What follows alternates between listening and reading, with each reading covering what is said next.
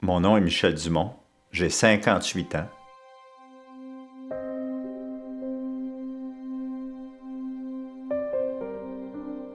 Je suis né à Montréal. À l'âge de 2 ans, ma mère m'a fait adopter. Je suis arrivé chez la famille Burel à Montréal. Jusqu'à l'âge de 7 ans. À 7 ans, ma mère est revenue me chercher. Ça a été très difficile, terriblement difficile.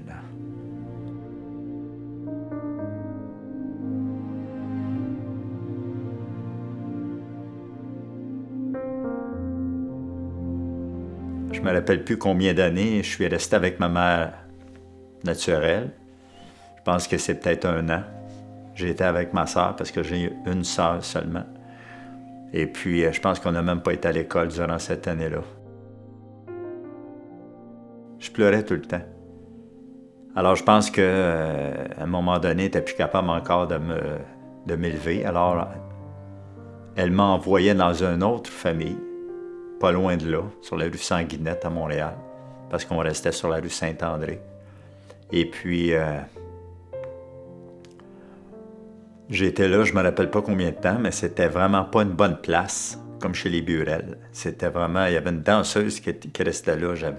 Vraiment, ils m'ont mal nourri. J'ai eu de l'eczéma. Faut dire que j'étais stressé aussi. Mais je pleurais tout le temps. Je pleurais tout le temps, ma mère Burel. J'arrivais pas à me sortir de la tête ma mère Burel. Et non pas ma mère Blanchard, qui est ma vraie mère. Alors, je pense que finalement, ma mère est venue me reporter chez les Burel à la première famille d'accueil. Là, je me suis mis à bégayer. Ça a duré combien de temps, je ne sais pas. Mais ça a été difficile. Non, moi, j'étais bien, ce que j'étais.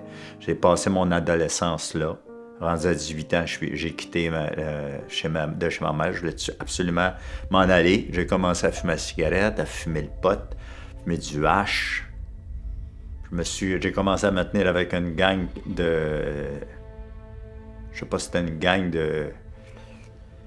En tout cas, qui faisait des mauvais coups, des vols de banque, là, qui volaient tout le monde. Puis j'ai commencé à prendre de l'acide, prendre du TH.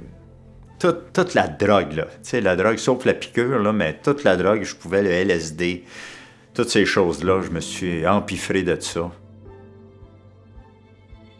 Ça a duré jusqu'à, je vais vous dire, là, jusqu'à peu près 23 ans. À 23 ans, là, j'ai fait un paquet de choses, j'ai travaillé, j'ai perdu mes jobs, j'allais de logement en logement, j'arrivais à pas payer les loyers. Alors, je me suis retrouvé à Longueuil, finalement, sur l'aide sociale. Puis là, j'arrivais pas non plus à payer mon loyer. Alors, j'étais dehors, puis il y a ma voisine qui a eu pitié de moi, qui m'a pris, puis qui m'a dit, regarde, je vais te prendre en attendant que tu te trouves un travail, puis que tu trouves un logement. Alors, mais je cherchais pas. Mais je pense que j'avais déjà appliqué dans 2-3 hôpitaux, mais c'est tout. Alors, à un moment donné, là, j'étais complètement à plat.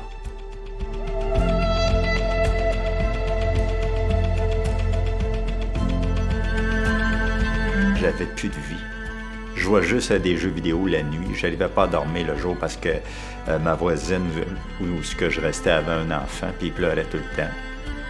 Puis elle sortait avec un gars qui avait un gun sur lui tout le temps, imagine-toi. J'étais tellement bas, là, que je me suis couché sur le lit. Puis un matin, j'ai dit, Dieu, si t'es là, viens me chercher. Si t'es là, sauve-moi. Faites quoi de ma vie, Seigneur? Il me semble que ma vie, j'étais en train de la perdre avec tout ce que je faisais de mal, de pas correct. La drogue, la cigarette, payais pas mes loyers, aucune responsabilité.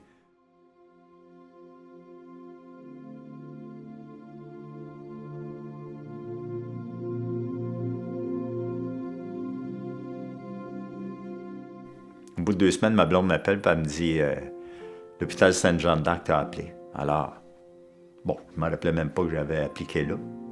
Alors, j'appelle l'hôpital, ils me donnent un rendez-vous. Rendu à l'hôpital, mais c'est ça, ils me disent que t'es pris, mais sauf que t'es sur appel, alors on va t'appeler quand tu vas avoir un remplacement. 1 semaine après, même pas, j'ai un remplacement de 3 mois en entretien ménager.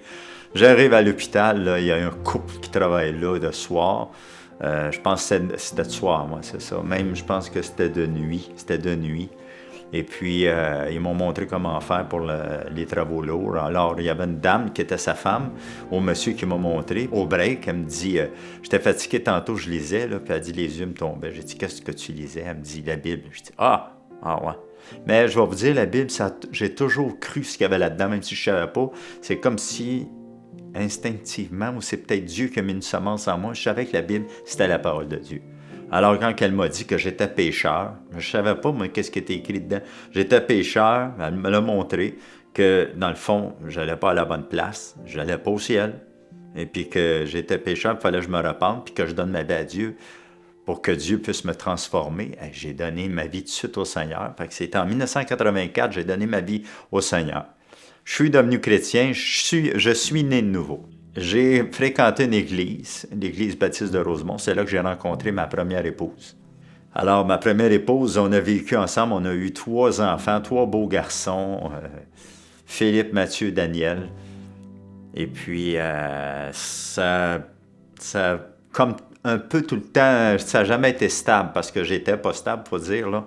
Je prenais de l'alcool en cachette parce que ma femme, elle ne voulait pas pantoute que je prenne de l'alcool parce que son père, il était complètement sur l'alcool, il battait sa mère puis tout. Fait que dans le fond, c'était comme, bon, j'ai comme jamais arrêté parce que je buvais en cachette. On était concierge, puis moi, je peinturais, puis je buvais tout le temps en cachette. Du fort, 40%, là, tout le temps des bouteilles. Des petites bouteilles que je cachais dans les poubelles en dessous des sacs. Mais je me suis fait prendre, puis il y a d'autres choses aussi que je veux vous parler. Je me suis fait prendre à ça, puis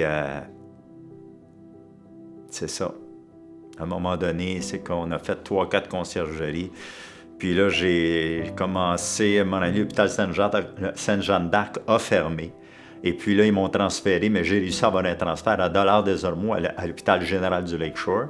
Là, j'étais là jusqu'en 2006, parce que j'ai pris un traitement différé par rapport que mon épouse allait prendre des cours du soir ou des cours dans le jour. Je ne me rappelle plus si c'était de jour, je pense que c'est ça, de jour, pour travailler en assurance. Mais pendant ce temps-là, ce qui est arrivé, c'est qu'à cause de mon attitude, puis bon, en tout cas, on dit que c'est 50-50 chaque bar, là, mais moi, je ne faisais pas vraiment mon rôle de mari et puis d'époux. Et puis là, elle a rencontré quelqu'un d'autre. Alors, ça a fait qu'on a divorcé.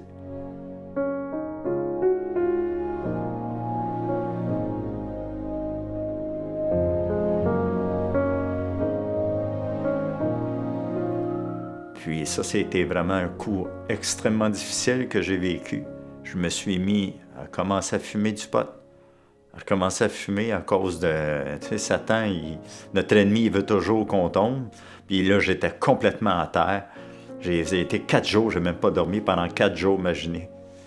Puis Dieu était avec moi quand même, il m'a pris dans ses bras, là, j'ai senti sa présence.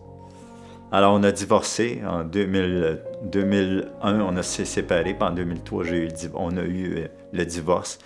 Pendant ce temps-là, je travaillais à l'hôpital tout le temps, jusqu'à temps qu'à mon année en 2007, j'ai rentré à la Société de transport de Montréal, à STM, comme chauffeur d'autobus. Et puis là, en 2007, ça a été jusqu'en 2009, j'ai rencontré quelqu'un. Ça faisait déjà 7 ans que j'étais seul. Je priais tout le temps pour rencontrer quelqu'un. J'ai rencontré quelqu'un d'autre, une femme qui aime le Seigneur. Par l'entremise, on s'est rencontrés par l'entremise d'une amie que j'ai rencontrée à l'église Nouvelle Vie. Et puis dans une réunion de personnes seules, là, à l'extérieur, dans la campagne. Et puis je l'ai rencontrée là. Elle m'a parlé de ma future femme, que je ne savais pas que ça pouvait devenir ma future femme. 2 semaines après, à force de parler par Internet, on s'est donné rendez-vous 2 mois après. Et puis là, on a tombé en amour. Puis on s'est mariés en 2010, le 28 août 2010.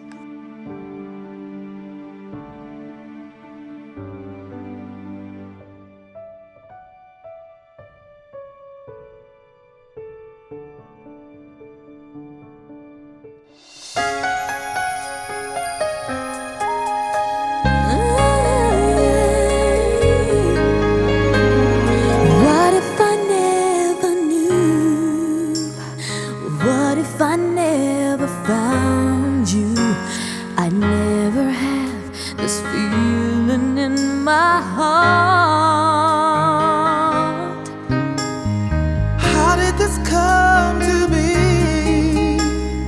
I don't know how you found me, but from the moment I saw you, deep inside my heart I knew, Baby, you're my destiny.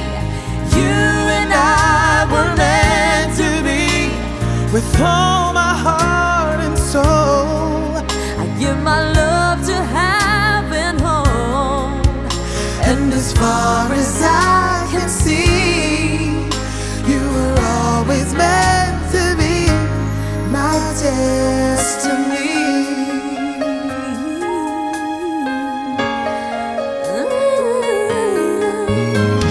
I wanted someone like you, someone that I could hold on to and give my love until the end of time.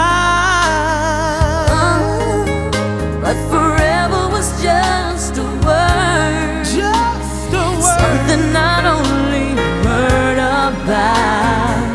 But now you're always there for me. When you say forever, I'll believe. Baby, you're my destiny. You and I were meant to be. With all my heart and soul, I give my love to heaven home. and as far as I can see, you were always meant to be my destiny. Oh, maybe all we need is just a little faith. 'Cause baby, I believe that love will find a